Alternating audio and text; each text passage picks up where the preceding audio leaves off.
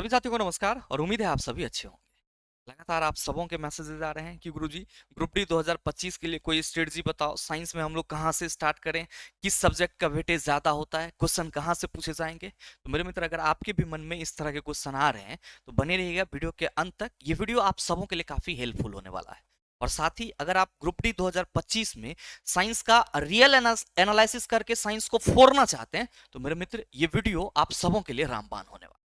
ध्यान में रखिएगा, आप सबों के मन में जो पहला क्वेश्चन आ रहा है कि गुरुजी क्वेश्चन कहां से आएंगे, तो इस सवाल का जवाब देने के लिए मैं आपको सबसे पहले कहां ले जाना चाहूंगा। ग्रुप डी 2022 में जो फिजिक्स, केमिस्ट्री, बायोलॉजी से सवाल पूछे गए थे उसका टॉपिक क्या रहा था। अगर हम गौर फरमाएं थोड़ा सा ग्रुप डी 2022 के एग्जाम की, अगर हम गौर फरमाएं थोड़ा सा ग्रुप डी 2022 के एग्जाम की, तो मेरे मित्र याद रखिएगा कि जो आपके फिजिक्स में क्वेश्चन पूछे गए थे उसमें आपका पहला टॉपिक था ऑप्टिक्स, दूसरा था इलेक्ट्रिसिटी, तीसरा था आपका मैग्नेटिज्म। फिजिक्स में आपको परावर्तन से संबंधित सवाल देखने को मिला, अपवर्तन से संबंधित सवाल देखने को मिला और ऑप्टिकल फिनोमिना से संबंधित सवाल देखने को मिला, जिसमें प्रकाश का प्रकीर्णन, प्रकाश का वर्ण विक्षेपण या फिर प्रकाश की और अन्य घटनाएं हैं उससे संबंधित सवाल देखने को मिला। अगर हम इलेक्ट्रिसिटी की बात करें तो इलेक्ट्रिसिटी में आपको वेरियस अलग अलग टॉपिक से सवाल देखने को मिले, जिसमें आपका इलेक्ट्रिक सर्किट, जिसमें आपका क्या था, पहला टॉपिक इलेक्ट्रिक सर्किट था। फिर करंट से सवाल देखने को मिले, ओम्स लॉ से सवाल देखने को मिले, रेसिस्टेंस से सवाल देखने को मिले, रेसिस्टेंस से सवाल देखने को मिले, साथ में मेरे मित्र इलेक्ट्रिक सेल से सवाल देखने को मिले, इलेक्ट्रिकल एनर्जी एंड पावर से सवाल देखने को मिले, इलेक्ट्रिकल इंस्ट्रूमेंट से सवाल देखने को मिले और साथ में मेरे मित्र मैग्नेटिज्म यानी कि चुंबकत्व से सवाल देखने को मिले। आगे अगर हम बात करें केमिस्ट्री की, तो केमिस्ट्री में इस टोटल 9 टॉपिक से आपको सवाल देखने को मिले ग्रुप डी 2022 में, जिसमें chemical reaction, acid base and salt, metal and non metal, chemical bonding, valency, electronic configuration, electrolysis and electrochemical series, predictable organic chemistry. In 9 chapter से केमिस्ट्री में सवाल थे। और मेरे मित्र, आपका जो बायोलॉजी था उसमें जो सवाल पूछे गए उसमें टोटल 20 टॉपिक से सवाल पूछे गए, जिसमें cell, tissue, biomolecules, genetics, biodiversity, digestive system, circulatory system, respiratory system, excretory system, nervous system, reproduction system in human, protein and vitamin, human disease, उसके बाद मेरे मित्र आपका transpiration, photosynthesis, respiration in plant, transportation in plant, plant hormone, plant reproduction, biology miscellaneous, इन सभी से सवाल आपको देखने को मिले। मतलब अगर आप पूरे पेपर का एनालिसिस करेंगे तो मेरे मित्र ग्रुप डी 2022 में जो आपसे सवाल पूछे गए वो फिजिक्स में इस 3 यूनिट से सवाल पूछे गए, केमिस्ट्री में इस 9 यूनिट से सवाल पूछे गए और बायोलॉजी में इस 20 यूनिट से सवाल पूछे गए। तो जो मेरे मित्र आपका पहला क्वेश्चन आप सबों के मन में है कि किसका वेटेज ज्यादा होगा, बोले तो फिजिक्स का वेटेज ज्यादा, केमिस्ट्री का कि बायोलॉजी का। तो मेरे मित्र, आप टेक्नीशियन का भी एग्जाम दिए हैं, आप सभी एएलपी का भी एग्जाम दिए हैं, आप सभी क्या देख रहे हैं कि सर बायोलॉजी के क्वेश्चन फंसा रहे हैं और बायोलॉजी का जो टॉपिक है क्वेश्चन वो ज्यादा है, वहां से ज्यादा क्वेश्चन बना रहे हैं, उसके बनिस्बत में फिजिक्स और केमिस्ट्री से क्वेश्चन एग्जामिनर कम रख रहा है। तो मेरे मित्र, जो सबसे पहला सवाल आप सबों के मन में है कि किसका वेटेज ज्यादा होगा, तो याद रखिएगा कि अकॉर्डिंग टू न्यू पैटर्न और ओल्ड पैटर्न बायोलॉजी पे आपको बढ़िया फोकस करना पड़ेगा, बायोलॉजी पे आपको बढ़िया फोकस करना होगा। और याद रखिएगा कि बायोलॉजी पे बढ़िया फोकस होने का मतलब क्या हुआ कि बायोलॉजी के थ्योरी पे कमांड करना होगा। बायोलॉजी को जब आप अपने ढंग से नहीं समझेंगे तब तक मेरे मित्र आपसे जो इस सवाल पूछे जाएंगे वो नहीं बनेंगे। तो बायोलॉजी पे मेरे मित्र आप सभी को फोकस करना चाहिए और जो बायोलॉजी का वेटेज है वो दिन ब दिन आपके एग्जाम में क्या हो रहा है सर, बढ़ता चला जा रहा है। अब सवाल ये है कि गुरुजी क्या फिजिक्स और केमिस्ट्री का वेटेज यही रहेगा?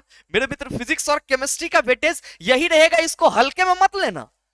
केमिस्ट्री का जो ये चैप्टर आप देख रहे हैं, केमिस्ट्री का जो ये यूनिट देख रहे हैं सर, ये अपने आप में बहुत बड़ा बड़ा चैप्टर है आपका, बहुत बड़ा बड़ा यूनिट है। केमिकल रिएक्शन में all types of chemical reaction पढ़ना है, ऑक्सीडेशन रिडक्शन सारा इंक्लूड इसमें रहेगा। एसिड बेस एंड साल्ट में सभी चीजें आपको पढ़नी होगी, acid base indicator, pH value, important salt, सारी चीजें। मेटल एंड नॉन मेटल में आएंगे, सिर्फ मेटल और नॉन मेटल के फिजिकल और केमिकल प्रॉपर्टीज नहीं पढ़नी है आपको सर इसके मेटलर्जी के क्या प्रोसेस होते हैं वो सारी चीजें पढ़नी है। तो इसी तरीके से मेरे मित्र, अगर आप फिजिक्स की बात करेंगे तो आपके मन में सवाल आएगा कि गुरुजी ग्रुप डी 2022 में ये टॉपिक से पूछा गया, तो इसको हम कर लेंगे तो हमारा हो जाएगा। मेरे मित्र, रेलवे ऐसा कभी नहीं करती है कि एक बार जो पैटर्न रहा उसी पैटर्न को वो रिपीट करते, लेकिन पैटर्न तो हमें उसी का फॉलो करना होगा। क्योंकि मैंने आपको पीछे भी बताया था, एएलपी 2024 का एग्जाम देने जब आप जा रहे थे, मैंने आपको बताया था कि चला 2018 का पेपर एक बार जरूर देख लेना। और जो भी भाई 2018 का पेपर देख के गए होंगे मेरे मित्र, 2-4 सवाल तो यूं ही सॉल्व किए होंगे। तो पैटर्न तो हमारा 2022 का ही रहेगा, लेकिन हमें इसमें स्मार्ट तरीके से चीजों को करना होगा और स्मार्ट तरीके से अपने साइंस को कवर करना होगा। और यकीन मानिए तभी साइंस में 25 में 25 आएगा। जो आपने थंबनेल पे देखा कि साइंस में 25 में 25 क्वेश्चन कहां से आएगा, तो मेरे मित्र जो 2022 का पैटर्न था वो तो ये था। और इनसे जो सवाल पूछे गए थे ओवरऑल फिजिक्स, केमिस्ट्री और बायोलॉजी, ये सब के सब क्या थे? आप सभी कहेंगे कि गुरुजी सब के सब अकॉर्डिंग टू एनसीईआरटी थे, सब के सब अकॉर्डिंग टू एनसीईआरटी थे। कहां से सवाल उठाए गए? तो सर एनसीईआरटी के एग्जाम्पलर से और साथ में एक्सरसाइज से, एनसीईआरटी के एग्जाम्पलर और एक्सरसाइज से फिजिक्स, केमिस्ट्री, बायोलॉजी के सवाल बनाए गए। तो सबसे बड़ा सवाल यहाँ पे ये है कि गुरुजी ये तो हमको मालूम है कि इस तरह से सिलेबस था, इस तरह से होगा, हमने वेटेज भी देख लिया, क्वेश्चन कहां से आ रहा है ये सभी लोग बता रहे हैं एनसीईआरटी से आ रहा है। मसला ये है कि तैयारी कहां से शुरू करें, समझ में ही नहीं आ रहा है। क्योंकि हमने एएलपी का भी एग्जाम दिया है, टेक्नीशियन भी दिया है, हमने जेई भी दिया है और हम लगातार तैयारी कर ही रहे हैं, पढ़ ही रहे हैं। तो समझ में नहीं आ रहा है कि इस बार ग्रुप डी के लिए प्रिपरेशन कहां से स्टार्ट करा जाए। मेरे मित्र आप सभी को परेशान होने की जरूरत नहीं है, आप सभी को परेशान होने की जरूरत नहीं है। ग्रुप डी 2022 के मैंने लगभग में आपको सभी सेट आप सबों के साथ डिस्कस करा है। ये चीज आप सबों को मालूम है, द लॉजिकल साइंस परिवार के सभी छात्र जान रहे हैं।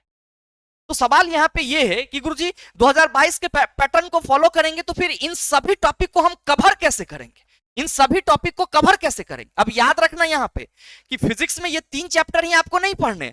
फिजिक्स में मेरे मित्र और जो रेस्ट टॉपिक बचे हैं, जो मैकेनिक्स के पोर्शन हैं, आप अगर प्रिपरेशन कर रहे हैं तो उसको भी आपको तैयार करना होगा। हाँ, लेकिन पहले सर इस पे फोकस करिएगा, ज्यादा आपके लिए महत्वपूर्ण रहेगा, ज्यादा आपके लिए इंपॉर्टेंट रहेगा। फिजिक्स के जो रेस्ट टॉपिक हैं, चाहे वो मोशन एंड टाइम हो, ग्रेविटेशन हो, वर्क एनर्जी एंड पावर हो, साउंड हो, ये भी आपको पढ़ना है। लेकिन सर मेरे ये जो आपका पूरा टॉपिक जो ग्रुप डी 2022 का है, पहले इसको सर क्लियर करना है। अब ध्यान दीजिएगा मेरे मित्र कि ये जो आपके पैटर्न है, ये जो आपके पैटर्न है, ये पूरे के पूरे टॉपिक हैं। अगर आप इसको कंप्लीट करना चाहते हैं तो आपको ये सबसे पहले समझना होगा कि मेरे मित्र इसका थ्योरी आपका क्लियर होना चाहिए, इसका थ्योरी आपका क्लियर होना चाहिए। अगर आपका थ्योरी इन सभी टॉपिक का क्लियर है, जो आपका 20 चैप्टर बायोलॉजी है, 9 चैप्टर केमिस्ट्री और 3 चैप्टर आपका फिजिक्स है, अगर इन सभी का थ्योरी कंप्लीट है तो मेरे मित्र 32 चैप्टर तो आप ऐसे ही पढ़ रहे हो, 25 सवाल पूछे जाएंगे। अब आप कुछ पढ़ो या ना पढ़ो मेरे मित्र, 20 सवाल तो आप ऐसे ही टेकल कर लोगे, खाली इस 20 क्वेश्चन को छू करके जाओगे तो भी।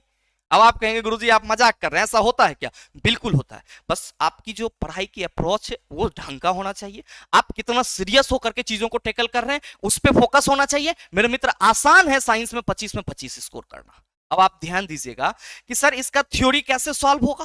सिर्फ और सिर्फ क्या करना है, सिर्फ और सिर्फ मेरे मित्र द लॉजिकल साइंस चैनल को सब्सक्राइब कर लेना है। क्यों सर? इसीलिए क्योंकि मैंने सोचा है कि इन सभी टॉपिक का थ्योरी के साथ साथ आपको क्या करा दूं सर, एमसीक्यू करा दूं।